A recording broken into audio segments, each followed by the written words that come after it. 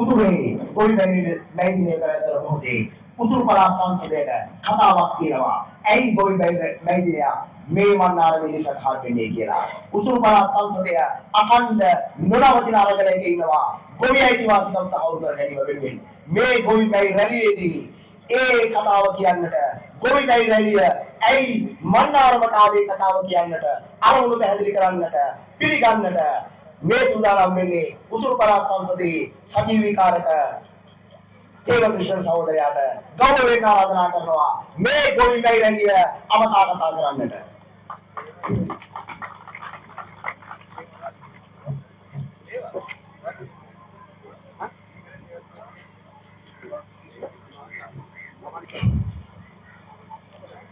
உலக தொழிலாளிகள் விவசாயிகளே ஒன்று சேருங்கள். எல்லோருக்கும் வந்திருக்கும் உழைக்கும் மக்களுக்கு என்னுடைய செல்வணக்கம்.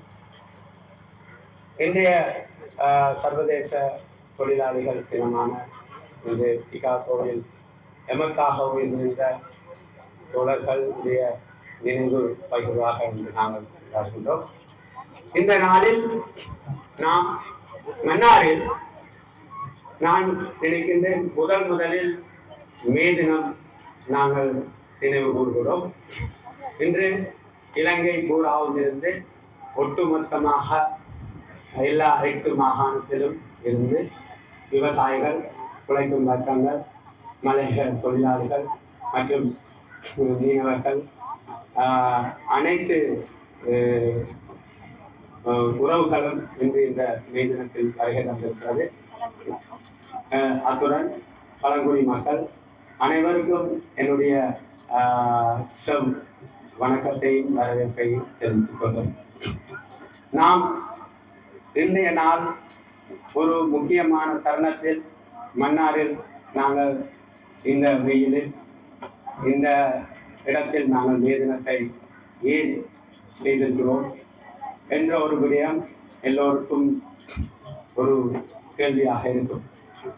உண்மையிலேயே இன்று இந்த நாட்டில் உள்ள நிலைமை ஒரு அரசியல் மாற்றத்தோடு பலத்தை எதிர்பார்ப்போடு இந்த நாடு ஒரு மாற்றத்தில் இன்று ஒரு தேர்தலை அடுத்த குட்டி தேர்தலையும் கைப்பற்றுவதற்கு அரசு பாவிக்கின்ற பல நுட்பங்களோடு நாங்கள் இன்று இந்த இடத்தில் கூடியிருக்கிறோம். உங்களுக்கு தெரியும், ஊழலையும் இன்று அடக்குமுறையும் சமத்துவத்தையும் இனப்பிரச்சனையும் தீர்ப்போம் என்று சொல்லிக்கொண்டு இன்று அரசை கைப்பற்றியவர்கள்.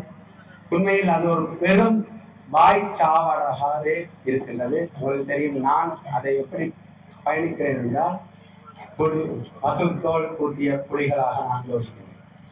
ஏனென்றால் கடந்த காலங்களில் எங்களுடைய மக்கள் இந்த நாட்டில் உரிமையை கேட்டு போராடின போராட்டங்கள் சமாதான காலத்தில் உங்களுக்கு நன்றாக தெரியும். சமாதானத்தை உழைக்கின்ற வேலையை இன்று இருக்கின்ற அந்த அரசுக்கு பின் இருக்கின்ற இந்த அரசு தான் முன்னெடுக்கும். அது உங்களுக்கு நல்லாக தெரியும். அந்த சமாதானம் உண்மையிலேயே நிறைவேற்றிருந்தால் லட்சக்கணக்கான தமிழ் மக்கள் முள்ளிவாய்க்காலில் சென்றிருக்க மாட்டார்கள். இன்று நாங்கள் பெரும் இன்னல்களையும் வீடுகளையும் சொத்துக்களையும் நாங்கள் இழந்திருக்கிறோம். இந்த இடத்தில் நீங்கள் அதை நினைவு கூற வேண்டும். ஆகவே இந்த பசுந்தோல் போத்திய புலி என்ற வசனம் அதுக்கு பொருத்தமாக இருக்கும். இந்த சமாதான பேச்சுவார்த்தை ஒஸ்லோவில் சரியாக போது அதை குலைக்கின்ற நடவடிக்கைகளில் வடக்கு கிழக்கை பிரிக்கின்ற வேலைகளில் அவர்கள் ஈடுபட்டுள்ளார். இன்றும் ஆட்சிக்கு வந்த பிறகு வெறும் வாயால் மட்டும் சொல்லப்படுகிறது. இன்று பல காணிகள் இன்றைக்கு குற்றவாளியாக இருக்கட்டும், இன்றைக்கு பல இடங்களில் அதே ஆக்கிரமிப்புகள், அதே செயல்பாடுகள், அதே திணைக்களங்கள். இன்றைக்கு எங்களது நாட்டில் தேசிய திணைக்களங்களே இல்லை.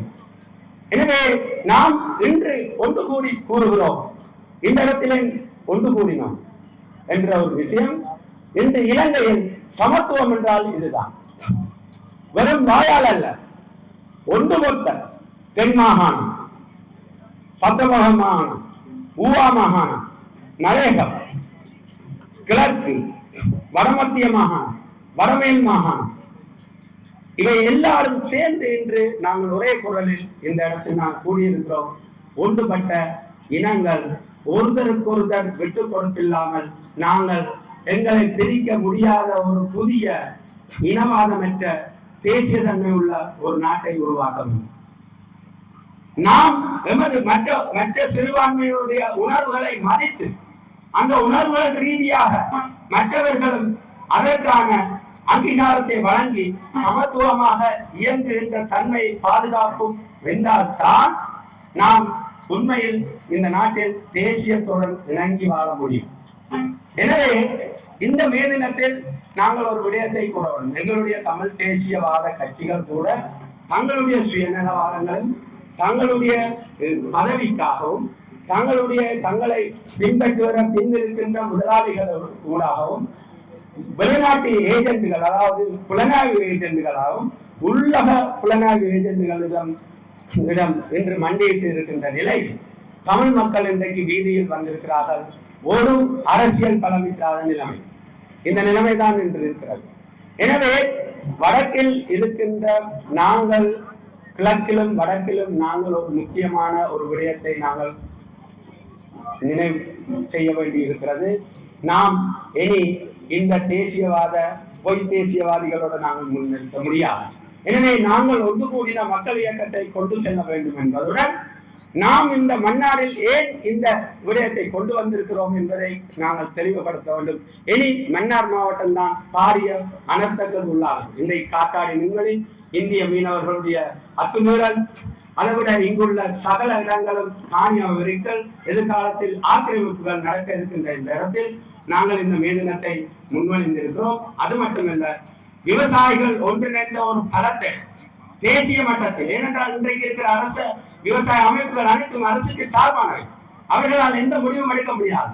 எனவே உரிமை சார்ந்து எங்களுடைய தேவை சார்ந்து ஒரு விவசாய அமைப்பை தேசிய மட்டத்தில் அமைக்க வேண்டும் என்று ஒட்டுமொத்த மக்கள் திட்ட ஒன்றியம், அதாவது மக்கள் திட்ட ஒன்றியம் இணைந்து ஒழுங்குபடுத்தப்பட்ட இந்த விவசாயிகள் இன்றைய 2வது மே தினமாக இன்றைய அம்பிலிப்பட்டிய இன்று மன்னாரில் நாங்கள் இதை நினைவு கூறுகிறோம்.